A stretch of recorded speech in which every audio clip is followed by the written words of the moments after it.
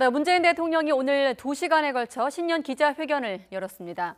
올해 최우선 국정 목표는 경제 혁신, 고용 회복, 사회 안전망 확대라고 강조를 했습니다. 일부 보완이 필요하긴 하지만 사람 중심 경제 정책 기조는 그대로 유지하겠다는 점을 분명히 밝혔습니다. 먼저 김도원 기자의 보도입니다. 문재인 대통령이 신년 기자회견에 앞서 올해의 국정 목표를 설명했습니다. 지난해 고용이 부진하고 자영업이 어려움을 겪으면서 경제 정책에 대한 국민의 믿음도 약해졌다고 인정했습니다.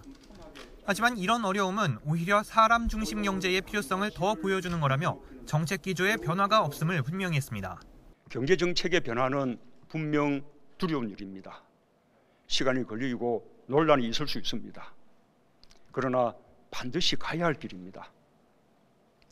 부족한 부분을 충분히 보완하면서 반드시 혁신적 포용국가를 이루어내겠습니다. 30분간의 연설은 90%가 경제 현안 관련 내용으로 채워졌고 소득주도 성장에 대한 언급은 한 번만 나왔습니다. 경제를 35번, 성장이 29번, 혁신이 21번 등장하며 새해 성과를 내 방안으로 제시됐습니다. 기존 산업을 부흥시키고 신성장 동력을 발굴하면서 고용도 창출할 해법을 혁신에서 찾겠다는 뜻입니다. 동시에 다 함께 잘 사는 포용국가의 비전을 실현하기 위해 사회 안전망과 고용 안전망을 더욱 촘촘하게 짜겠다고 약속했습니다. 문 대통령은 사람 중심 경제의 또 다른 축인 공정경제 관련 입법을 위해 여야정 상설협의체를 활성화하겠다고 밝혔습니다.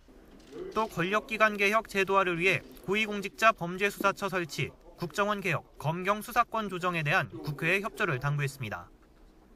한반도 정세에 대해선 평화의 제도화까지 긴장을 늦추지 않겠다고 다짐했습니다. 김정은 위원장이 제안한 개성공단 금강산 관광 재개에 대해선 매우 환영하지만 대북 제재 해결이 먼저라는 입장입니다. 북한과 사이에 풀어야 할 과제는 해결된 셈입니다. 남은 과제인 국제 제재 문제의 조속한 해결을 위해 미국을 비롯한 국제사회와 협력해 나가겠습니다.